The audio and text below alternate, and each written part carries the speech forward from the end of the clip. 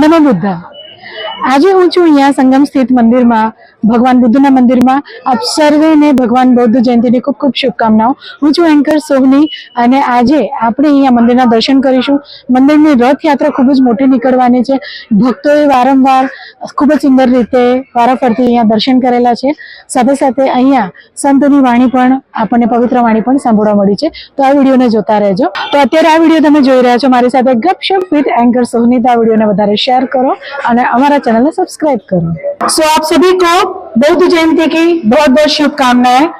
आज मेरा बहुत सौभाग्य है कि मैं हूँ बौद्ध भिक्षुक जी, सारे बौद्ध भिक्षुक जी के साथ में आज बहुत ही एक आनंद अनुभूति हो रही है।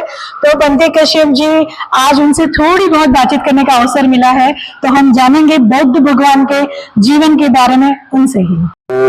तस्य भगवतो अरहतो सम्मा सम्बुद्धस्य नमो तस्य भगवतो अरहतो सम्मा सम्बुद्धस्य नमो तस्य भगवतो अरहतो सम्मा सम्बुद्धस्य।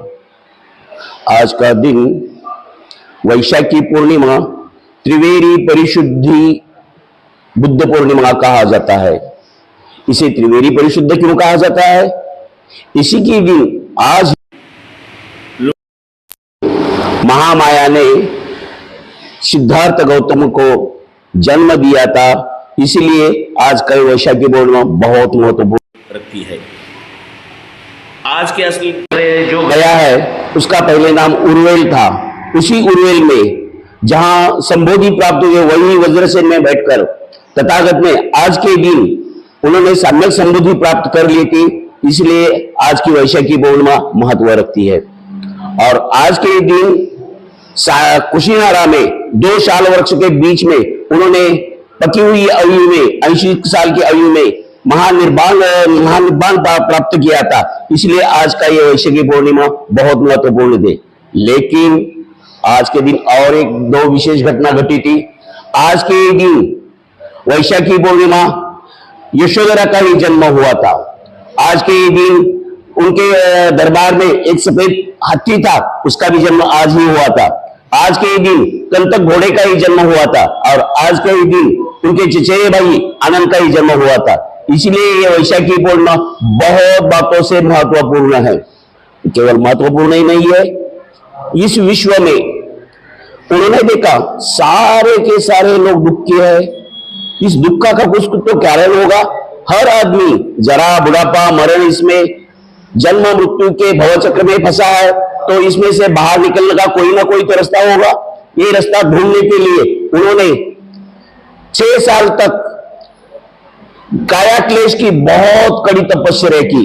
काया क्लेश की कड़ी तपस्या करने के बाद उनको पता चला काया क्लेश की तपस्या करने से कोई प्राप्त नहीं होता है, तो उन्होंने एक मार्ग अवलंब किया। उस मार्ग का नाम रहा है आनापान विद्या, विपश्यना, सतीपठान। और सतीपठान के 40 कर्मस्थान का उन्होंने ध्यान साधना का अभ्यास का अवलंब करके उन्होंने सम्यक संबोधि प्राप्त कर ली। और यही सम्यक संबोधि क्या है? जीवन में दुख है, दुख स्वयं निर्मित है, बाहर से कोई दुख आता नहीं है। हर आदमी अपने कर्म से दुख बनाता है। तो जैसे ही उन्होंने अपने स्वयं निर्मित से कर्म बनाया है, वो स्वयं निर्मित से उसका कारण भी है, वो कारण खत्म हो जाएगा तो दुख खत्म हो जाएगा। इसलिए उन्होंने दुख का निवारण करने के लिए एक मार्ग दिया। उस मार्ग का नाम है आर्य अष्टांगिक मार्ग। वो आर्य अष्टांगिक मार्ग क्या है? सम्यक दृष्टि, सम्यक वाचा, सम्यक कर्मंत, सम्यक आजीविका, सम्यक स्मृति, सम्यक समाधि। ये सारे के सारे 8 अंगों से आदमी समता स्थिति में चला जाए तो जीवन में स्वतापन्न सदगागामी अनागामी होकर निब्बान पा सकता है, जन्म मृत्यु के भवचक्र से मुक्त हो सकता है। यही आज के दिन उन्होंने बुद्ध पूर्णिमा के लिए संदेश दिया है। सबका मंगल हो, कल्याण हो, स्वस्थ मुक्ति हो, सारे सुखी हो, सारे सुखी हो, सारे सुखी हो। तो बताते हुए बड़ी खुशी हो रही है कि मेरे साथ है छोटे श्रामले। उनसे जानेंगे कि आप बौद्ध भिक्षा ले रहे हो। जी हाँ। और आप साथ साथ में स्टडी भी कंटिन्यू करते हैं हाँ जी हाँ, स्टडी भी कंटिन्यूस करते हैं। और साथ साथ में अपने बौद्ध दीक्षा भी ली है। और मेरे साथ है रविंद्र जी, प्लीज आप आगे आइए।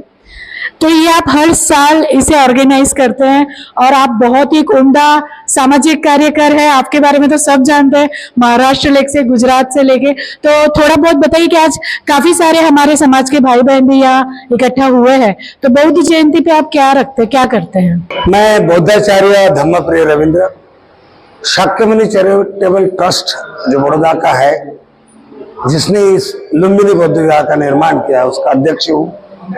शाक्यमुनि चैरिटेबल ट्रस्ट एक बौद्ध धर्म का प्रशिक्षण चलाता है, ध्यान साधना सिखाता है, तथागत बुद्ध की जो सिद्धांत है, 4 आर्य सत्य, आर्य अष्टांग मार्ग, 10 पारमिता, मंगलमय ध्यान, ये सारे ध्यानों को दर रविवार को सिखाता है।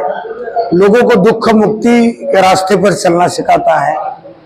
आज भारत और विश्व तनाव में गुजर रहा है, हर व्यक्ति बहुत बिजी है, तनाव है, शांति कहीं नहीं है, हर कोई शांति के तलाव में है। तो ऐसे में देश देशों से लड़ रहे हैं, व्यक्ति व्यक्ति से लड़ रहे हैं, पंथ पंथों से लड़ रहे हैं। ये सारा कलह क्यों है?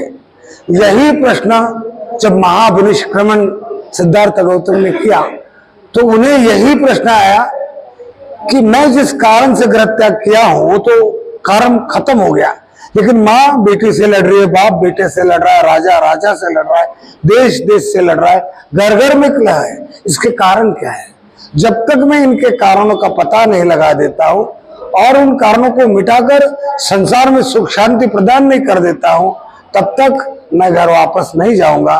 और उन्होंने 6 साल की तपस्या के बाद जो समृद्धि प्राप्त की, वो समृद्धि एक संशोधन है, एक मानव का दूसरे मानव कल्याण के लिए अनंत जीवों का जो संशोधन है, अनुभव है, वो कसौटी है।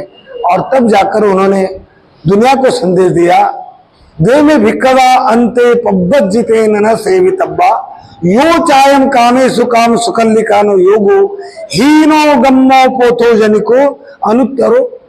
इस तरह से 2 जीवन जीने के तरीके हैं और उसका अतिरेक जीवन में हानिकारक होता है। इसलिए मध्यम मार्ग जो सुख भोग का भी नहीं है और त्याग का भी नहीं है, ऐसा मध्यम मार्ग उन्होंने दिया। और उस मध्यम मार्ग पर संसार के जो छोटे छोटे देश चल रहे हैं, वो आर्थिक रूप से संपन्न है, टेक्नोलॉजी से संपन्न है, शिक्षा के रूप में संपन्न है, और उनका जापान और ये ताइवान, थाईलैंड, श्रीलंका, इनका संसार की जो शक्तिशाली कॉन्टिनेंटल है, प्रभुत्वशाली देश पर, उस पर बड़ा प्रभाव है ड्यू टू तथागत भगवान बुद्ध के धम्म के कारण कर रहे हैं। हमारा शाक्यमुनि चैरिटेबल ट्रस्ट कर रहा है। उसी के उपलक्ष्य में आज भगवान बुद्ध की ये 5669वीं जयंती हम मनाने जा रहे हैं। नमो बुद्धाय।